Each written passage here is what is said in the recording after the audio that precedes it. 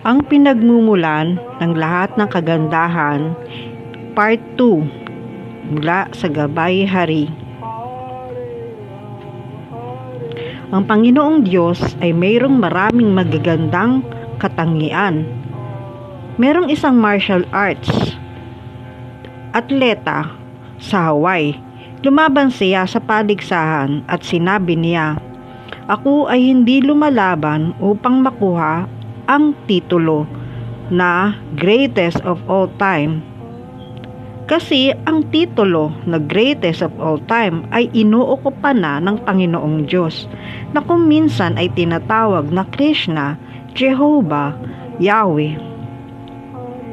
At sinabi pa niya, "At gusto nating maging pinakadakila sa lahat ng panahon."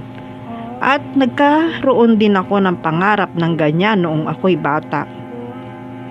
Pero naging mapalad ako sa buhay ko na maunawaan na hindi ko maaaring makamit iyon dahil ang posisyong iyon ay mayroon ng nagmamay-ari. Ang pinakadakila sa lahat ay kinikilala sa bawat sulok ng mundo sa iba't ibang pangalan, Allah, Yahweh, Krishna. At ako'y narito hindi upang maging numero 1, kundi para muling maibalik ang aking mapagmahal na ugnayan sa Kanya, na tunay na numero 1. Ako'y humahanga.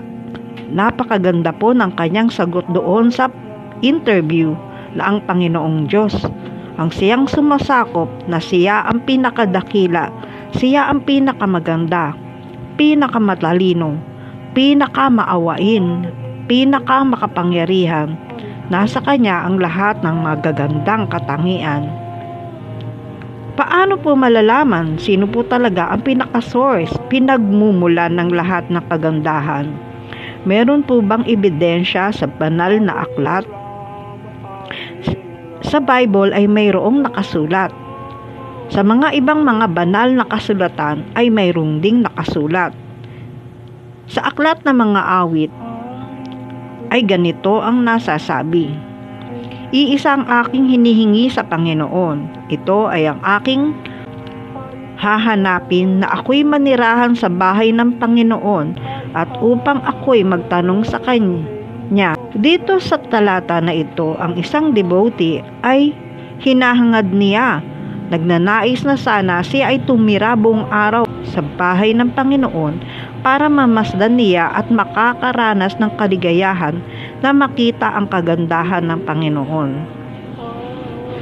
Ang Panginoon, dahil siya ang pinagmumula ng kagandahan, siya ang pinakamaganda sa lahat. Tayo ay naaakit sa kagandahan ng takip silim o kaya tanawin ng mga bundok.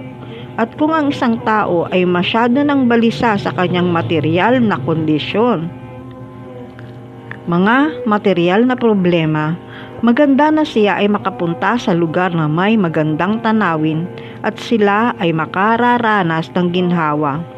Sinasabi nga na ang magsasaka sa maghapong trabaho niya sa bukid, kadalasan sa kanilang bahay o kubo ay mayroong mga upuan o papag. At pagdating ng kanyang pahinga sa gabi, siya ay nahihiga, at kapag nakita niya ang bilog na buwan o full moon, ay parang ang maghapong pagod niya sa bukid ay napapawi.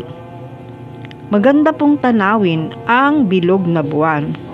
Kung pagmamasdan natin ang lahat ng magagandang sunset o takip silim, magagandang full moon, magagandang tanawin, mga kabundukan, ngiti ng mga bata, o kahit ng mga kabataan, o yung matatalinong tao, yung mga taong napakabait, lahat iyan ay magaganda. Kapag pagsama-samahin po natin ang lahat ng kagandahan dito sa mundo at i-multiply natin, pataasin natin ng walang hanggan, hindi pa rin hahambing sa kagandahan ng kataas-taasang Panginoon. Kaya nga tinatawag siyang lubos na kaakit-akit dahil nasa Kanya ang lahat ng kaakit-akit na mga katangian. Ang kataas-taasang Panginoon ang pinagmumula ng lahat ng kagandahan. At ang Kanyang pangalan ay katulad din Walang pinagkaiba sa kanyang personalidad.